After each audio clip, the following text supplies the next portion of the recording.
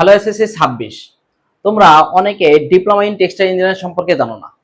আজকে আমি তোমাদের সাথে আলোচনা করব ডিপ্লোমা ইন টেক্সটাইল ইঞ্জিনিয়ারিং সম্পর্কে। যারা এই বছর জিপিএ মোটামুটি ভালো হয়েছে এবং পরীক্ষা ভালো দিয়েছো, তাদের যারা ডিপ্লোমা করতে চাচ্ছ, আমি তাদের সাজেশন দেব অবশ্যই তুমি ডিপ্লোমা ইন টেক্সটাইল ইঞ্জিনিয়ারিং করো। কারণ এখানে পড়লে তুমি একটা সুবিধা পাবে। সুবিধা কি? বাংলাদেশে কিন্তু টেক্সটাইল ইঞ্জিনিয়ারিং বর্তমানে অনেক অভাব। একজন দক্ষ টেক্সটাইল ইঞ্জিনিয়ার নাই বললেই চলে।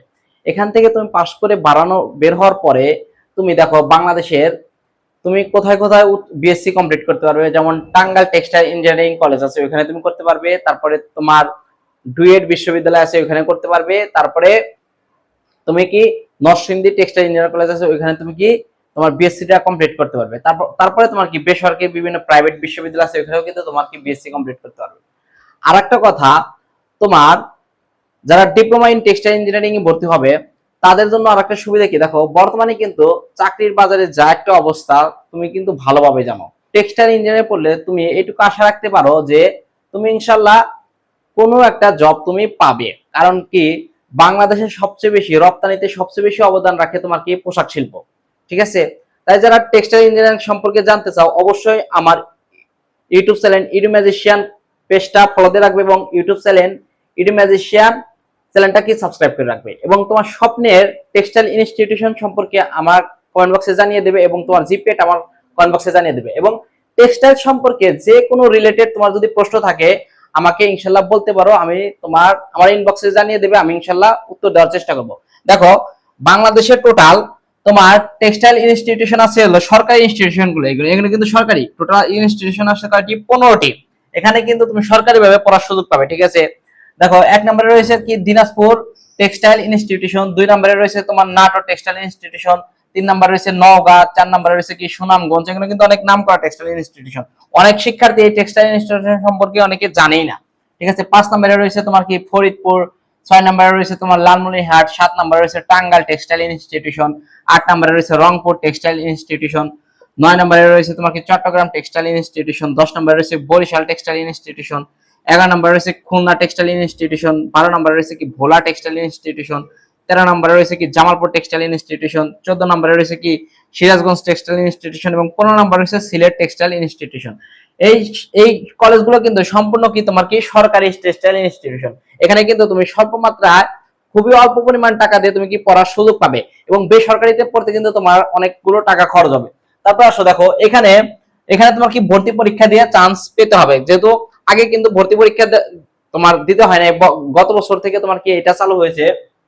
দেখো তোমার যদি এসএসসি 24, 25 এবং 26 সালে তুমি যদি শিক্ষার্থী হয়ে থাকো, এসএসসি কত 24, 25, 26, তাহলে তুমি এখানে কি আবেদন করতে পারবে, ভর্তি পরীক্ষার জন্য আবেদন করতে পারবে এবং প্রত্যেকটা কলেজে প্রায় 120, 150, 100 এর মধ্যে আসন রয়েছে। তারপর দেখো তোমার যদি জিপিএ সর্বনিম্ন 3 থাকে, জিপিএ সর্বনিম্ন 3 থাকে, তাহলে তুমি কি এখানে আবেদন করতে পারবে, ভর্তি পরীক্ষার জন্য আবেদন করতে পারবে। এবং ভর্তি পরীক্ষা তোমার দেখো ভর্তি পরীক্ষা মানবন্ধ, তোমার কি ভর্তি পরীক্ষায় বাংলা, এখানে ভর্তি পরীক্ষাটা হয় এমসিকিউ পদ্ধতিতে। ঠিক আছে, বাংলা থেকে 10টা এমসিকিউ, ইংরেজিতে 10টা এমসিকিউ, গণিতে থাকে 20টা এমসিকিউ, তারপর পদার্থবিজ্ঞানে 10টা এমসিকিউ, রসায়নে 10টা এমসিকিউ এবং মানসিক দক্ষতা থেকে 10টা এমসিকিউ এবং তোমার এসএসসি জিপিএ এর উপর টোটাল মার্ক থাকে 30। যাদের জিপিএ ভালো তারা কিন্তু তোমার এখানে চান্স পাওয়ার সম্ভাবনা অনেক ভালো। যারা ডিপ্লোমা করতে চাচ্ছ